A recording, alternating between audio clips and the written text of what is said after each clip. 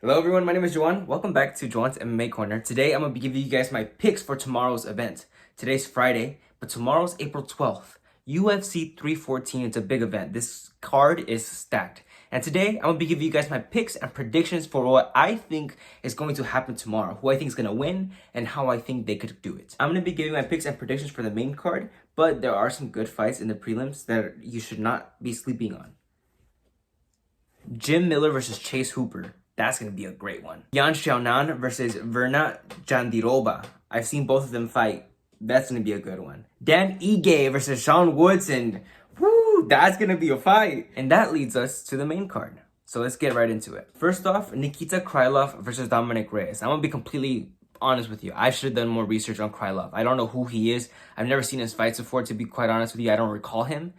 But I've seen Dominic Reyes. I think I'm going to go with old school, old-fashioned, what I already know, from what I know, Dominic Reyes. And now we're up for a fight that I'm actually looking forward to. This one I'm invested in. Bryce Mitchell versus John Silva. John Silva is one of the fighting nerds. And if you know the fighting nerds, these fighting nerds came from out of nowhere and they are here to take over the UFC. Right now there's 4 of them. And he's the one in the 145 division. And John Silva has been knocking people out left and right. His main thing is that hook. Boom! He comes straight down the middle. Once he gets you with that second shot, you just go straight down. That's it. That's usually how it rolls. He's so fast. He's so accurate. He's got a lot of power. Very technical in his skill. He comes from the fighting nerd, so you would expect technique from his style. Like in our reality, if I were to be looking at it with no emotions invested into this fight at all, I would say John Silva's going to win. John Silva has been looking very promising in his past fights. He's been dominating his fights completely, coming out unharmed, clean, no blood. Bro, he's a one-of-a-kind fighter, I would say. From what I've been seeing, this guy can fight. And he's here to knock people out and to take over this division. I think so. You know, he flows. Very fluid. Bryce Mitchell. I think a lot of people sleep on Bryce Mitchell because they saw him lose against Ilia Topuria. And he got broken by Ilia Topuria. But again, that was Ilia Topuria, bro. This guy was hungry for the belt. He was destined to go and get the belt. The only 2 people that Bryce Mitchell has ever lost to is Ilia Topuria and Josh Emmett. Both of these guys in the featherweight division.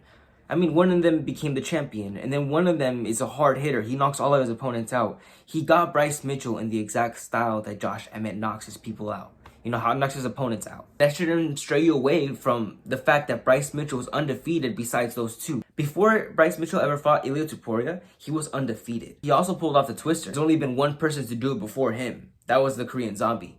Bryce Mitchell with the second one. So that got many eyes on him. And he's very technical, very skilled. I'm not going to lie. Like, yes, Bryce Mitchell, he has this way of thinking. But besides that, if you focus on his fighting, he can fight, bro. He comes in, has nice little movements. He was dodging and weaving for Ilia Topuria's punches. Got some great takedowns on Ilia Topuria, very technical takedowns. So if he incorporates his style, if Bryce Mitchell fights his fight and doesn't just stay at the distance that John Silva usually has his opponents at, bro, I think you can win.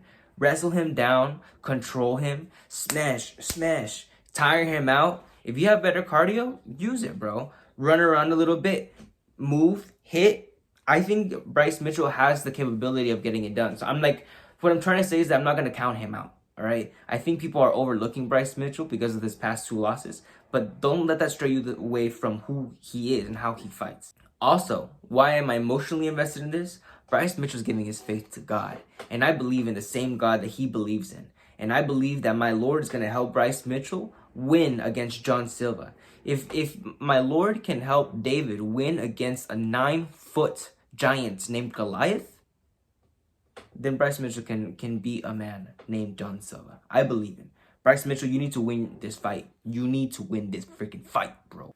It's going to be a hard one. It's going to be a very, very hard one. But my Lord is in Jesus Christ. And I believe Jesus is working with Bryce Mitchell in this one. All right? You treat thy neighbor as you treat yourself. He was telling me to fuck you over and over again. And, you know, that's not how he would treat himself.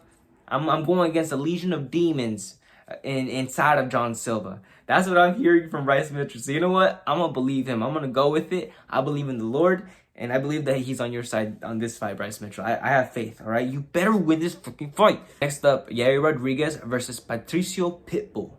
You may not know who Patricio Pitbull is because I didn't even know who he was. But he was a champion in Bellator. In the 135 division, I think. in the 130. For sure, the 145 and the 155. He knocked out Michael Chandler in the 155. He went up in weight to go and knock him out because I think his brother got knocked out by Michael Chandler. So he got revenge. Boom, knocked him out. Him and his brother are freaking dogs. They are pit bulls. The Pitbull brothers. Patricio Pitbull, I saw this one breakdown by Demetrius Johnson, and he just stayed like this in the entire fight. So there wasn't much to look at. But if you look at it from what was there, he stays very patient and he waits for that counter. So he's gonna be waiting for Yair Rodriguez to pull off something crazy. And if Yair Rodriguez has his hand down or is not covered up the right way or is out of position, I think Patricio Pitbull is gonna capitalize on that. I think he's gonna find the shot and it's gonna land straight onto Yair Rodriguez. Because Yair Rodriguez is very wild, but I think like Volkanovski saw, he has like a pattern to it. You know, he's going to kick something. When he throws kicks, I'm going to push in. But if I stay at his distance, then, you know, something's going to happen here. Patricio Pitbull waits for the void. Where, you know, he waits for you to enter the void so that way when you're in there, boom, he hits you again. Yair Rodriguez is going to be constantly in that void. Is he going to have enough space for Patricio Pitbull to react? You know, like, okay, you're in the void, now it's my turn. But if Yair Rodriguez just constantly boom, boom, boom, boom, boom, boom, boom, and keeping the distance, those leg kicks that Yair Rodriguez does, those kicks in general that Yair Rodriguez does. But if Patricio Pitbull keeps the pressure, moves forward, and actually goes for the knockout against Yair Rodriguez, I think he could get it done. But Yair Rodriguez, we've seen him very skilled in the grappling department. He got Josh Emmett in a triangle. So if it's that top pressure, he's deadly on his back. You better watch out. And he's deadly in his stand-up. We've seen his taekwondo, his kicks, his movements. He's very fluid. He reminds me of the feathered serpent at times, especially because he trains in the pyramids over there in Mexico. So, I don't know. It just fits for me in my brain. That's how it works. But who am I going for this one? I'll go for Yair Rodriguez. Who do I think is going to win? I think Patricio Pitbull might take it. I think he's more focused. He's more dialed in. Yair Rodriguez, I just hope you're here, bro.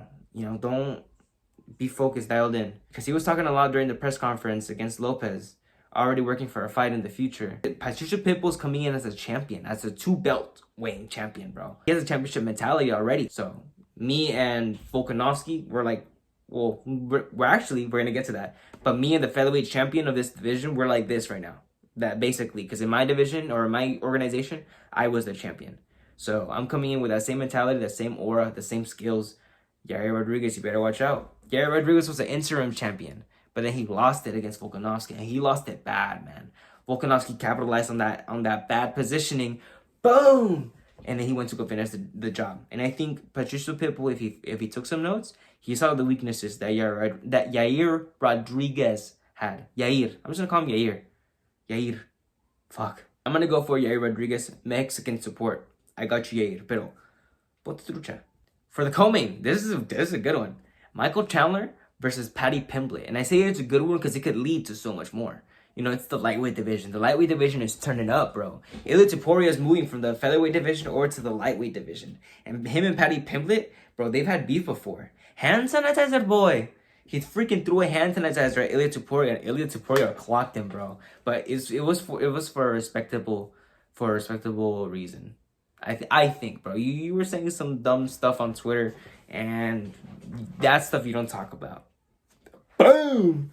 You know, so it's just a matter of time. And then they had the press conference build up. Ilia Topuria and Paddy Pimblett, they had their press conference build up at that one, I don't know which event it was, but they were already talking smack. So they have a history, bad beef. And I'm just looking forward to that fight. And I need Paddy Pimblett to win.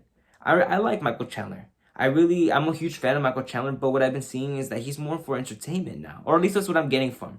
Because against Charles Oliveira, I think Charles Oliveira could have finished him. He didn't want to. He didn't choose to.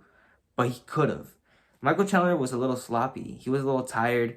He was hurt. He got hurt bad. And if he's coming in to just try to knock you out, he's going to be out of position. And I think Paddy Pimblett is a very patient fighter. I've seen him get very rowdy, you know, and he can get down and go and knock you out. But he's also very patient, very calculated. So if he sees you overswing, he will take your back and he will choke you out. He will submit you. I think Paddy Pimblett is going to submit Michael Chandler. I think Michael Chandler is going to tap out. But Paddy Pimblett is looking for a knockout. So you never know. We might be surprised. I can see him knocking Michael Chandler out too. Paddy Pimblett is very, very strong. And he's knocked people out before. Michael Chandler, he's been losing recently. One factor that is going to be taking play into this fight is Paddy Pimblett's youth.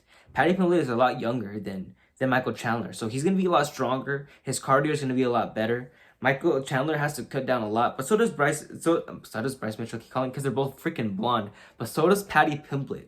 But Paddy Pimblett has to cut down a lot of weight too. He's a big guy. And we know that when he's out of training, he puts on a lot of weight. Boy likes to eat, you know? So, and I don't blame him for that. Food is freaking delicious, but when it's something like this, it's just something to take into consideration big time. You better not get tired out, because Michael Chandler might get tired, but even though he slows down, he's always right there, bro. He's always right there, and he's ready to go 5 rounds. Paddy Pimblett, I hope you're ready to go 5 rounds. Even though this fight is going to be 3 rounds, Michael Chandler's coming in with 5-round training. I hope you are too. Michael Chandler, don't overlook him. He might come in and knock your lights out. Michael Chandler, I'm not counting him out either. But all the statistics, I'm pointing more towards Paddy Pimblett. And now for the co-main event.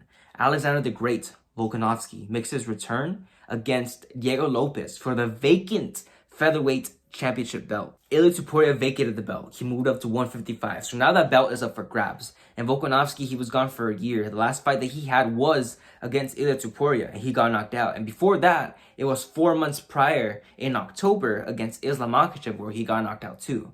And before that, he lost against Islam in a 5-round decision fight. You know, so hopefully his mentality is back, because I can see, like, he can deny it, you know, that he can deny that he was good, that he had, you know, I don't know, his desperation was, I need to be the best, I need to fight anybody, you know, he needs to be Alexander the Great's Volkanovski at all times. But there's, I don't know, patience, you know. Alexander Volkanovski's taking a year off, and I hope that year off is going to pay out, because people want Volkanovski to win. But personally, I want Diego Lopes to win. Diego Lopes, again, Mexican support. Diego Lopes created a champion. The first time that I heard about Diego Lopes was as Alexa Grassos' jiu-jitsu coach, you know? And Alexa Grasso then ended up becoming a champion. You know, Diego Lopes came in short notice against Movsar Evloev and ended up giving us a spectacular fight, man. Even though he didn't win, it was a beautiful fight. And he told us even before the fight, you guys don't know who my name is. You guys don't know what my name is, but after this fight, you guys will. He came in short notice and put on a spectacular fight. And then he comes in and starts fighting and knocking people out, submitting people in the UFC. Sadiq Youssef, bro, he's moving up through the ranks really, really fast. He almost knocked out Brian Ortega in his last fight at Noche UFC in the Sphere. So Diego Lopes has tested some people, but he's never had that championship experience. He has that championship experience through Alexa Grasso. But him himself, bro, this is his first time in those waters, where Alexander Volkanovski, he was the pound-for-pound GOAT at one point. He was dominating that division and dominating all of his opponents. There was nobody else like Volkanovski until Ilia Topuria, until Islam Makhachev. But I'm not going to take anything away from Alexander Volkanovski, unless his mentality isn't there, you know? Because he's going against somebody who's hungry. Diego Lopes is ready for that belt. For his team, for Mexico, for Brazil, for himself, for his gym. Dude, winning the belt is something big in general. So I'm excited for Diego Lopes to win this. But it's not going to be easy. Alexander Volkanovski, he was looking great against Ilia Topuria, but he fell into Ilia Topuria's game plan. And Ilia Topuria's game plan is very, very good. He always gets you into his game plan. And once he gets you into his game plan, you're done for. I think that if we look back at the card, Yair Rodriguez would rather much fight Diego Lopes rather than Volkanovski. All right, how do I see Diego Lopes winning this fight? I can see Diego Lopes submitting him. Diego Lopes is a jiu-jitsu coach. He's a black belt in jiu-jitsu.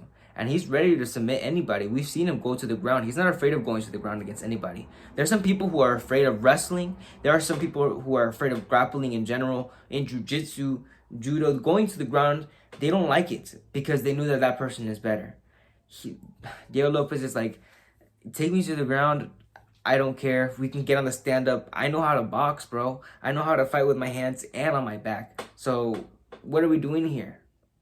I'm comfortable anyway, any position, even if it's a bad position, Jiu-Jitsu 101, find a way out of that position and find a better position. And Diego Lopes has great transitions in his Jiu-Jitsu. His Jiu-Jitsu is very fluid, his ground game is very fluid. And also in his boxing and his stand-up, He's got great combos. This guy gets rowdy. He'll come in. He's not afraid to get hurt. He'll come in and start punching you until he finds your chin or your temple, and you will go down. Alexander Volkanovski, he's very fast. He's very smart in his fight. He's very accurate in his punches. He moves around very well. I think that if he uses his movement, Diego Lopes is going to keep chasing, and Volkanovski might catch him on the way in with a counter. I can see Volkanovski going to the ground with him and smashing a little bit, because Volkanovski isn't somebody who is afraid to go into the ground either. He almost got caught by Brian Ortega. We always remember that. He almost got caught by a triangle, and he almost got caught by the guillotine. But he found a way out and punished for it. So Diego Lopes, I know that you're comfortable on your back, but going against somebody like Volkanovski may not be the best position to be in. On your back against Volkanovski, who can smash, I don't know. So Diego Lopes, I think he's going to want to take this fight standing up on his feet. And if he finds his way in, he will take the back, and he will find the submission. I can see Diego Lopes winning via rear naked choke